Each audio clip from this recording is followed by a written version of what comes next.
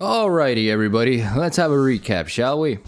We started our travels in Kanto with Pokemon Red and Blue, we saw the world of Johto in a brand new attitude with Gold, Silver, and Crystal, surfed through the many waters of Hoenn with Ruby, Sapphire, and Emerald, of course we climbed the mountains of Sinnoh and faced a gorgeous looking champion with Diamond, Pearl, and Platinum, and we even became the hero of Unova with Black and White, all good stuff all around, but even with us reaching what we thought was the peak of the mountain, here comes something else, something bigger, something better, something like...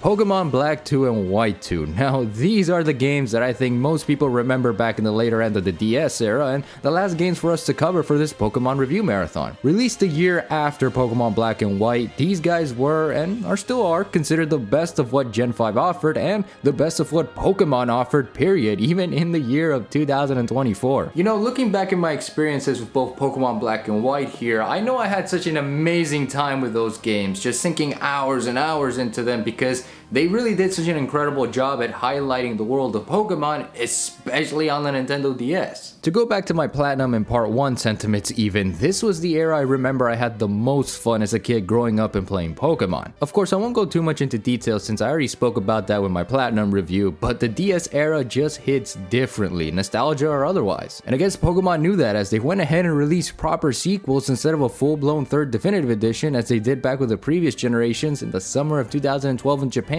and later in October for Western audiences. And that's another thing too. Pokemon Black 2, White 2?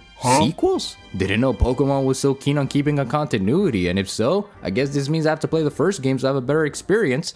No you don't. These games are sequels in name only, okay? Yes, the game largely takes place 2 years after the events of the first game, but you don't have to play those games to understand what is even happening in this one. It's more supplementary material that enhances what was there for those that did play Part 1, but doesn't necessarily leave you confused if you haven't, since you still have a story of your own to experience and all, which I'll definitely talk more about later. And as I said before, I remember Pokemon only doing this for this generation, and in the year 2024, where we have 9 almost going into possibly 10 generations of Pokemon, I think that says a lot about what Pokemon was doing at this time. Despite that sentiment though, somehow I didn't get to play Pokemon Black 2 and White 2 when they released, and looking back on that, it kind of feels weird now that I think about it. An 11-year-old losing interest in video games, let alone Pokemon of all things? Yeah, that's not something you hear nowadays. I don't really speak much about my experiences in terms of gaming around this time because from 2012 to about 2016 or so, it kind of lost its touch on me. Like, I wasn't fully invested in playing video games all that much, which is pretty ironic to say out loud nowadays because, I mean, there's a whole channel dedicated to that kind of stuff. By this point in time, I was mostly watching YouTubers that do Let's Plays because I only owned a Wii at the time and didn't really get a Wii U or even one of the next gen consoles until much later. Shoutouts to Tetra Ninja and the Game Grunts for helping me experience games I never got the chance to play, like Skyward Sword and Bloodborne. God, I love the Game Grunts playthrough on that one. But because of the lack of physical gaming around me, this kind of fell off with Pokemon, which is why I never got the chance to experience Black 2 and White 2 properly. Hell, the last time I remembered experiencing a Pokemon game that I had some enjoyment out of was Pokemon X and Y when the 3DS came out back in 2013, when they finally made the jump to 3D models and the such. A Pokemon game for another time, but let's just get down to business, let's just go through the motions of Pokemon Black 2 and White 2 here. Let's reclaim some of those lost childhood memories I was never really gonna get back in the day and just, wrap up this Pokemon review marathon. We are now back in the Unova region, but lots has changed over the past 2 years. New cities have popped up, such as the quiet Virbank town and its Little Rockstar Club down the street, to the nice tropical bays of Humilao City. I always found this place one of my favorites outside of the usual Andella Nuvema town. There's even the cozy little Florency town and its ranch up north with tons of free real estate to roam around and not have a care in the world. And Aspertia City, home of the first gym and of our protagonist for this adventure, Nate or Rosa, depending of course who you pick. Which, let me just say this real quick, what the hell is this, man? Who who dressed them? You know, back in part 1, Hilbert and Hilda had a simplicity that worked, but these guys look like they woke up and got the first thing out of their closet and call it a day. Holy shit. But as always, our mom notifies us that the assistant to the Pokemon professor is waiting for us just north of town, asking us to take on the quest of the Pokedex, beat the usual 8 gym leaders, head into the Pokemon League, and become the Pokemon champion. Yeah, all the usual stuff is here, folks, and much like part 1, it's all explained rather quickly, like no time is wasted on the tutorials. Is what you should know at this point, so go ahead and get started on your journey. Also, Bianca, huh? Well, seems like the past 2 years have done you so well. That Pokemon journey really helped you out last time, and I can even say the same with Charon, and he makes a return acting as our first gym leader encounter. On top of that, the gym leaders from before are back, with some taking a leave from their job, like Lenora, who works now as an archaeologist in Nacrene City, and Bryson's now a Hollywood star in Virbank City's Pokestar Studios. That's awesome. This continuity is so cool, man, because the last time they did this was with Generation 2 and how they connected Kanto and Johto together, and it just puts a smile on my face knowing that they did something similar here too. But while we have the return of the familiar, we also got new faces to meet on our journey as well. One being our rival for this game, Hugh, who, yeah, I don't really consider him as a rival. He sure has one interesting catchphrase though. God, it's so stupid. I love it. Hugh to me fits into more of the Bianca type back in part 1, where he doesn't have a motive to fight you per se or get the title of Pokemon champion, unlike Charon or any other rival before you. What he really wants to do is to get out there and become strong enough to protect the people he cares about, not really focusing on the gym challenge all that much despite going to a few gyms here and there. He's like the shonen protagonist who is all fired up to beat the big bads and do good to those who need it, always asking for our help whenever we're in a bind with Team Plasma, who, yeah, they are back as well. Except now they're straight up evil and own one giant ass floating pirate ship. Legit, these guys are now the American version of Team Rocket, wreaking havoc and stealing Pokemon under the guise of their precious liberation bullshit like before, but unlike Team Rocket, they really mean business. And they constantly grind Hugh's gears every time they show up too, largely due to the tragic backstory of how they took his sister's poor Pokemon and not doing anything to stop them. And you know, as a big brother here, I can relate to Hugh because you do want to be there for your younger siblings and protect him when no one else can, and Hugh's motivation to do that pushes him and even us forward to beating Team Plasma again. But this also isn't the entirety of Team Plasma, as it's really a rogue faction that decided to take things into extreme measures. The ones we encountered in the first game are actually chilling and taking care of the other 7 sages who disavowed themselves of the whole idea, now working towards building relationships with Pokemon and even returning the ones they stole. Not a bad idea to show the contrast of ideals from the villain's side, at least, as we see a group who genuinely believed in N's ideals while the others just thought that if they went along with Ghetsis, they could achieve what they failed to do so previously. It doesn't really add much though, since it's not a driving factor unlike part 1, but it adds to the whole black and white thematics that the first games were tackling, showing us the extremism of ideals and their repercussions. And in case you didn't realize it yet, yeah, Ghetsis is back on his villainry here, this time making it well known what his intentions are this time around. He wants to use the power of Kyurem to establish his world of conquest, ensuring he rules the region of Unova by using one giant ass ice laser to do his bidding, which goddamn, man. As if raiding the Pokemon League back in part 1 wasn't enough, Team Plasma really knocked things out of the park here. But like the majority of these games at this point, you beat Ghetsis with the help of the returning N, who later dips out into his castle after showing who the realest of ones were, and you just move on and beat the Pokemon League to become the champion. Yeah, it's that basic for your typical Pokemon adventure here. Back in part 1, it showed how good a Pokemon story can be, integrating all the components of getting the gym badges and making your way towards the Pokemon League. You know, there was an incentive to go and collect these things because it was all about stopping N and Team Plasma from going through with their plans, making for one hell of a payoff once you beat them. But with part 2, it's like they took a step backwards or didn't fully develop things as they did before. The story is not really that great here, and it bothers me as part 1's story made the entire journey satisfying from start to finish. I can't deny that they wanted to add more of what was already there, sure, but it's very shallow, barely tying loose ends and making the journey feel lesser compared to the stakes Black and White brought. Everything is dealt with before even reaching the league, making getting gym badges again meaningless, and I gotta talk about the gym leaders again because what the hell? A major downgrade from their involvement in part 1, they act like glorified mayors again, just barely having any real significance to the plot, and once again on their quest of gaining even more lawsuits with their new gym designs. Like Skyla, what is this? What's with the goddamn turbine? Did you not learn from the cannons? What the fuck? Oh, I better call Phoenix Wright for this shit. Don't get me wrong, I love them just as much as before, and I love how they've changed over the years, showing that yeah, time really has passed since our first adventures in Unova. I still can't forget how electrifying it was walking on that catwalk towards Elisa and walking back with her after I won the gym battle, or wow, like how calming Berg's gym was like with a whole spider web motif despite being eerie in comparison to last time where it was just a bunch of honey walls and the such. Hell, I was even banging my head left and right listening to Roxy jamming it all out before getting ready to engage with her. It's just so fun going back to this, but again, their involvement isn't as impactful as last time. They don't have a sense of urgency about Team Plasma, and while you can argue that it's because they've mellowed out over the years, it severely hinders who they were in a major way. In fact, the only gym leader who made more headway into the whole Team Plasma business this time was Charon, making sure your journey is going well and lending a hand here and there with the whole Team Plasma business. Drayden also helps out later on because he seems to care as much as last time, and you know, he's an actual mayor, so he has to throw hands with Team Plasma before they nuke the damn city. Though he did ask for my help, and when I was recording this bit late into the night, I took one look at the dude and then suddenly went straight into the Pokemon Center. I don't know why I did this, but it sure brought a laugh out of me. And then there's Marlin, who everyone seems to dunk on because of his lack of attitude towards stopping Team Plasma due to his nonchalant personality, which,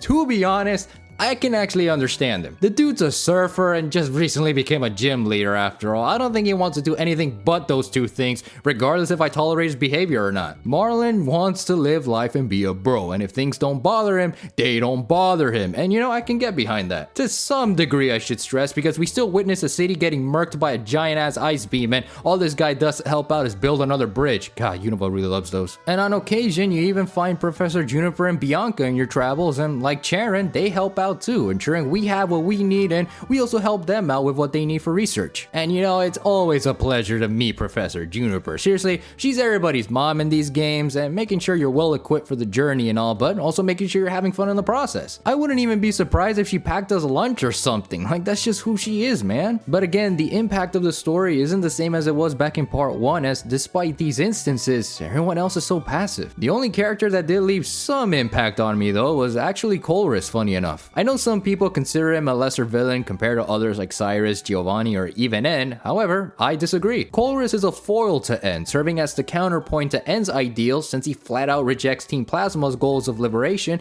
and calls out on their bullshit whenever possible. His entire goal is to research the maximum potential of a Pokemon's power, and through your battles with him, he sees that potential, ultimately using it to further the schemes of Team Plasma since, yeah, you know, he too is a part of the ranks, acting as the top dog of the brass despite hating their asses. All for the name of science, baby. You'd be surprised where it could get you in life. It's funny how they also try to make it into one big plot twist too, but take one look at the damn dude and you already know where things are heading. But I love Colress's involvement because in a way, he reminded me of Urahara from Bleach. Using you to further his goals rather than that of the actual villains, I like that in an antagonist, but sadly they don't do much with this because of the lack of screen time compared to N back in part 1. At least he pissed off Getsus, and if that was his ulterior motive, well, he sure got what he wanted, and when you go fight him again in post-game, he already dismantled the entire organization, so yeah, you know, he sure won in the end. To be honest, I'm a little disappointed with part 2's lack of depth, making this entire adventure feel short-sighted by the time the credits roll. There's still a story to experience, and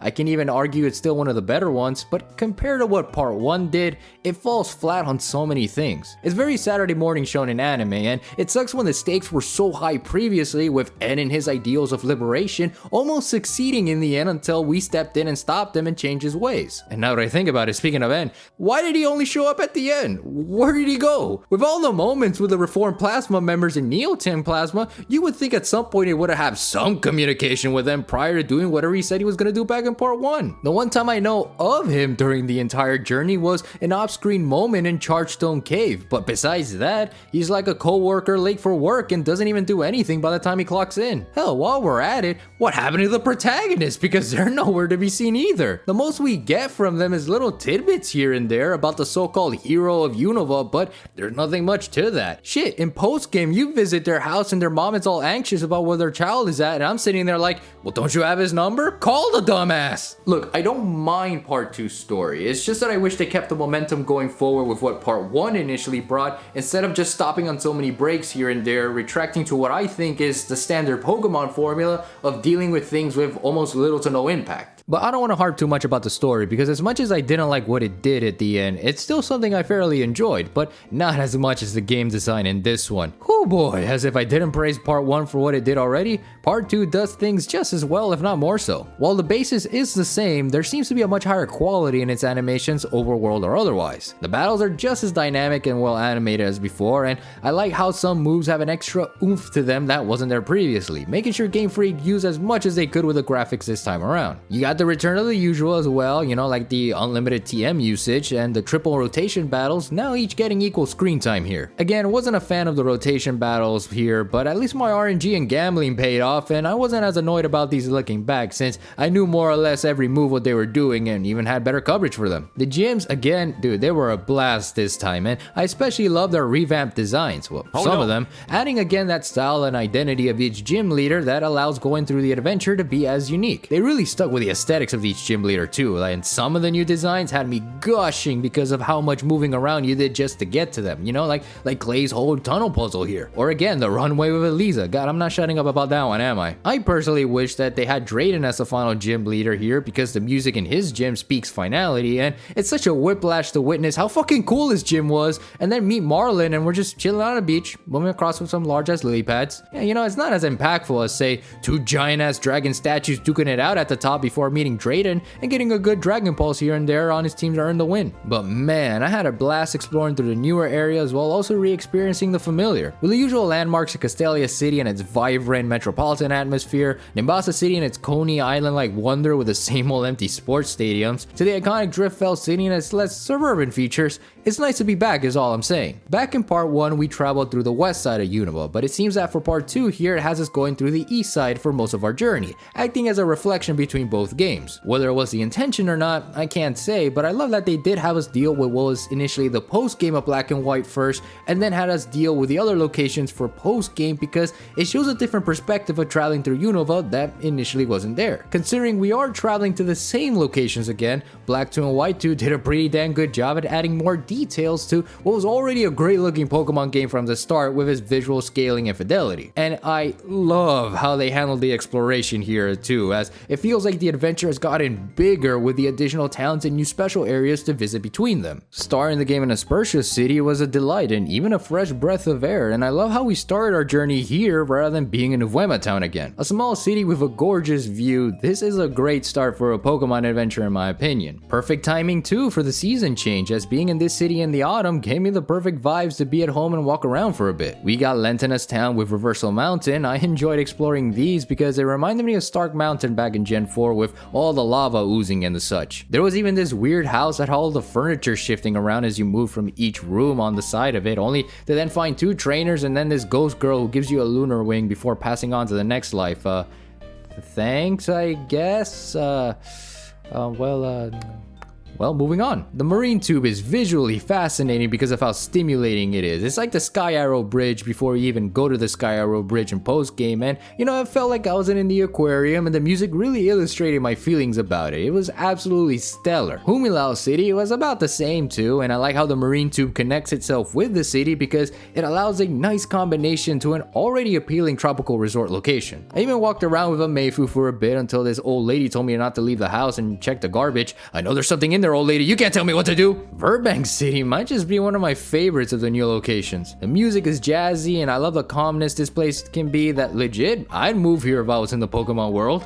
Just, you know, without the rain and all. While we are on the subject of Virbank, there's even this new Pokestar Studios that you get to visit, acting as the Pokemon equivalent to Hollywood. Yeah, you make movies with Pokemon here, and some nice returning characters help out, like Bryson, the former gym leader of Icarus, and even Sabrina from Kanto back in Saffron City. Yeah, you wouldn't think that of all people, Sabrina would want to be a movie star, and I even love how they kept her Heart Gold Soul Silver design too. That's fucking awesome. Compared to the musicals, which they also make their return, I was more excited to try this one out. Making movies with Pokemon sounds like a fun time, and it really is. All you do is just read the script they give you, choosing the right dialogue, and when you get to the theater room, you see the real magic start to shine. God, these are so cool to look at, and adds a level of personality to the protagonist, seeing a more fun side to them that wasn't there with the others. This whole movie production with Pokemon made for a fun time overall, but just make sure you keep the crowd wooed at the bottom of the screen while you're out making those films. Listen, that crowd had me anxious because as a content creator, I was starting to feel a little stressed stressed out. Oh, come on, please like my work, you guys. I did my really best with it. Oh, crap. But this was a fun mini-game, though I'd argue the Pokelathon back in Heart Gold Soul Silver was an even better one. But you know what, I'm glad they wanted to flesh out new ideas for us to do in the meantime, and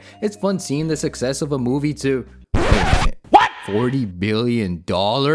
What is you? Nah, there's no way. You know what? No, I'm going on strike. To hell with this. Another cool thing that was new to Black 2 and White 2 was the medal collecting. It's the standard achievement hunting, except you could do it now with Pokemon, and this...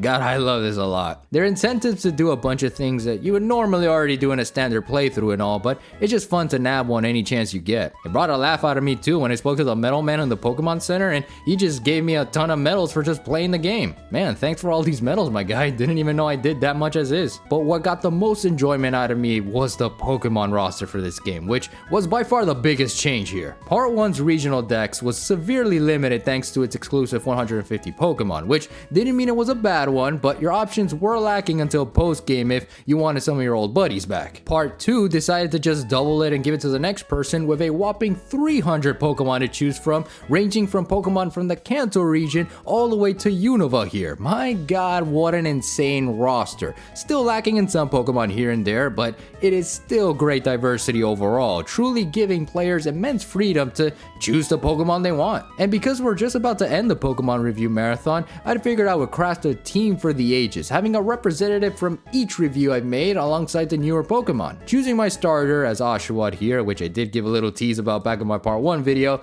I had no worries about a water type because evolving it into a Samurott will help out against most fire, rock, and ground types. It's also my favorite of the Unova trio too, which, I mean, I guess we're never beating the water type as our favorite allegation anytime soon, aren't we? And of course, there was the return of Lucario, no need to explain much with him, acting as my fighting type as well as the true starter to my adventures. I have nothing much to say other than what I already did back in Gen 4. Except his moveset is so much better here, you guys, but I hated how I had to wait till almost late game to get his signature Aura Sphere, and I had to farm some blue shards to get Dragon Pulse early on too. But he did his job right, and as always, it's a pleasure traveling with you, buddy. Not only did Lucario make a return, but so did my Ampharos back from Gen 2, acting as my Electric type for this game. Now set with new moves to use as well, and a much bigger smile on his face than last time. Altaria from my Emerald playthrough also came back just as gorgeous and strong as before with the same treatment and all, and god, seeing her in this Gen 5 sprite work made me tear up a little bit. Glad to see her dragon dances and aerial aces hitting just as hard as ever. I brought back Levani too because of how great she was last time, though I did alternate with her with a Simisage for a while since I was going back and forth in the PC boxes a whole lot here because of the large quantity of Pokemon. But this is great, a representative from across all the Pokemon games here, creating a badass synergy as I moved along on my journey. And make no mistake, alongside the returning cast of Pokemon was there a brand new one that I'm glad to have tried out before ending this marathon. That Pokemon was none other than a Chandelure, which I named after a dear artist friend of mine by the name of Miss Dandy on Twitter or X or whatever the hell it's called nowadays. I'm sure she'll appreciate it, and listen, she was one of my favorite Pokemon in this team too, and so I'm just as happy to have her on my journey as well. But again, with a large Pokemon roster here, there's no denying that you would want to have additional Pokemon alongside you to catch and maybe use as secondary party members. I still caught my Watchogs, Pansage and Panseer, some Arcanines, and even some Wild Eevees in the event that I wanted a broader team, and that's one of the best things about this game for me personally. Aside from Pokestar Studios and another thing I'll talk about in a bit. Still, I'm glad I stuck with this team in the end here because in some ways it kind of shows how far we've come with the Pokemon Review Marathon, and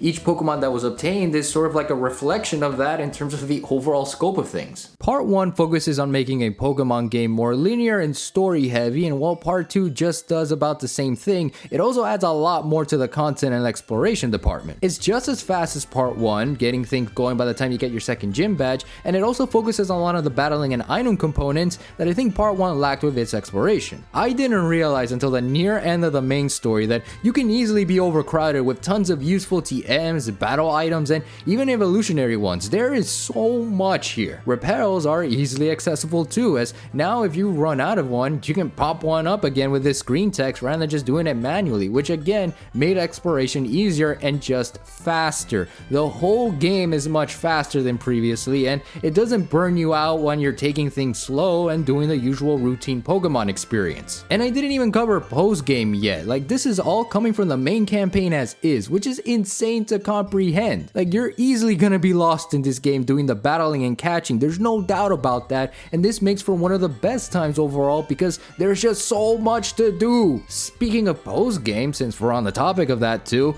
it's just about the same sentiment. There is so much crap to do in post-game that it might just be the best post-game I've experienced from the entire marathon. Hell, even from the newer games. I honestly don't even know where to start because as much as I thought I had a lot to do already, the game told me otherwise, that it was overwhelming. To start somewhere, I suppose, well, we have now access to locations we weren't able to go before, making sure you completed your traversal through the Unova region, specifically its southeast region. It felt reminiscent of the early days of Part 1 as you're traveling back and taking everything from a fresher perspective that wasn't there when you initially started your adventures. And with a national dex at your disposal, this means more Pokemon to face and collect too, making this part of the region all the more interesting to revisit. You have more trainers to face like Alder, who congratulates you on becoming champion and seeks to prove your strength, and when you beat him, you have access to the White Forest or Black City depending on the version you pick, where it's more of the same battling components except the place is populated, thank god. I didn't like how empty Black City was in Part 1, and I'm glad Game Freak took notes off of that and just gave us a place to visit and mess around in without some stupid feature being involved, though they kind of did that with Joint Avenue, but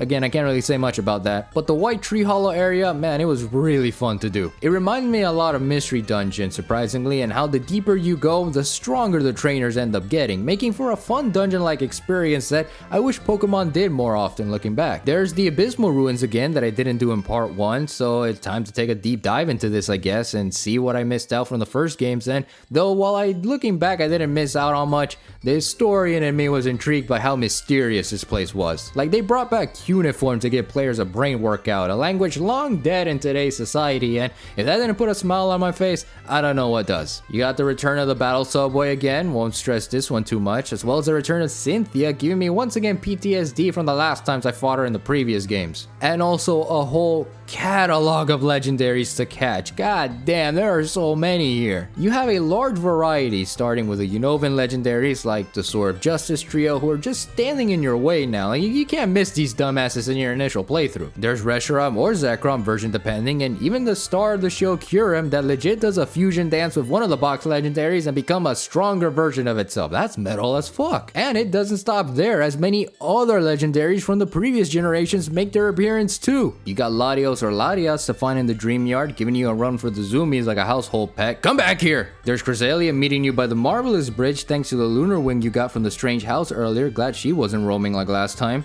The Lake Guardian trio are here too, scattered to different parts in order to encounter them. The Reggies are also here, and god, there's even Heatran. It just never ends. But the one thing that I was eager to take a look into the most in terms of post-game, hands down, was the Pokemon World Tournament in Driftvale City, and man, this was something. It's a battle tournament where you dish it out against gym leaders you faced before, and later on, this even extends to those from the previous generations. That is just insane, okay? Like, yeah, you get to fight previous gym leaders from Kanto all the way to freaking Sinnoh, and it's so amazing seeing them all revamped and reworked with the Gen 5 graphics to even having remixed music. It was legit incredible. Wait, Giovanni is here too. The hell? What's he doing here? Well, you know, we made it this far. Let's go kick his ass, am I right? A few moments later. Oh. But I love this edition, so much that it made me rethink my stance on the competitive scene. Because of the amount of ass whooping I got from these tournaments, I was low-key compelled to try something I've never even thought of doing in a Pokemon game of all things. Figuring out what moves and items will work best for which scenarios and the Pokemon teams I can form to make sure I can even make it through round 1 was fascinating to me and got my gears going in my brain that this might be the one and only time I enjoy the competitive aspects of Pokemon. And it doesn't stop there, since Black 2 and White 2 allowed for so much easier access to the battling components that it was a rush to try and earn that one win and feel like a true world champion, you know? Seriously, this was the closest for me being full-on competitive heavy, but alas, that's all it wrote, since at the end of the day, I was mostly in it for the adventure. Again, I don't have any memories with these games growing up because like I said, I never got a chance to as a kid, but having played them and all, man, I wish I didn't miss out on this one. If we go back to my part 1 review, I said I didn't want to give the title of the best Pokemon game because there were things I believe that this game right here would improve on, which I have to say they definitely did. Pokemon Black 2 and White 2 upped the ante when it came to bringing out what Pokemon knew best and did so much in terms of improving the formula while ensuring that it's the same as before with everything else. I felt like a kid again playing this one, making memories I never got to have as I ventured back into a Unova that yeah, it was familiar and all, but it even had its differences from the first game. And with the stuff I did during my time, it was just one of the best there is. Truly, from the bottom of my heart, I absolutely had an amazing time catching, battling, and even being annoyed at my own competitive stupidity. It was great. I spent so much time playing and had an amazing time going through to the end. Though hindsight can be a bitch at times, and despite my time enjoying Black 2 and White 2 here, it's not a game I can fully recommend in today's world of Pokemon. Most of its features, special gift items and Pokemon, and even the access to the Unova link key are now long gone, and it sucks because I never got the opportunity to take full advantage of these when they released. But still, man, there is so much content to do offline that it makes for one hell of an experience that I can say is worth your time even today. I had fun with Black 2 and White 2, and it brought back a childhood wonder of playing on the Nintendo DS again, much like Part 1 and Platinum did, and if a game does that to me, then it's a game worth giving a damn about. Part 2 is peak 2D Pokemon, adding more of what Part 1 already offered and more memories that I will cherish to the bottom of my damn heart. Remind me why I was a Pokemon fan in the first place. With how things are looking with the franchise today, I'm very happy that I went back to the simpler times and just enjoyed what Pokemon was always about in the end, you know? A time where you just sit back, relax, and go on a journey with some of the best buds you'll meet along the way. And you know what? What more can I ask, really? We have a very unique region to explore, tons of Pokemon to collect, a story in Part 1 that was extraordinary, and a Part 2 where there was loads of stuff to do in between with added bonuses. Together they make for one of the best times in Pokemon history that I think is worth experiencing and seeing the impact that it brought to the franchise ever since. And with that, we have officially wrapped up another review marathon. And look, as much as I want to talk about Pokemon like any other guy out there on the internet, there are also a bunch of other games out there that I would like to share my experiences here and there for the channel, or maybe play games I never had the chance to play, you know, like Hollow Knight or Okami, Hades even, or go back to franchises that I did cover but would love to, you know, play those again, like Kirby or Ace Attorney. But honestly, we'll see about that when the time comes. I know that for Pokemon here at least, yeah, I'm not gonna be covering this for a while, but hey, if you enjoyed this marathon, then, you know, more power to you. That really makes me happy. And if you ever want to try these games out in the future because of these reviews, then you know what, go for it, alright? Like, I'm sure there's a generation or two out there that you haven't even tried, or maybe you want to go back to the way things were with the franchise. So try it, you must, and I'm sure you will have a great time, as evident with these videos here. But for me, I gotta end things here. So thank you guys so much for watching. Thank you guys so much for the support of this review marathon. Love you all to 120 as always. Stay safe and sexy out there. Do good into the world. Have fun and take care.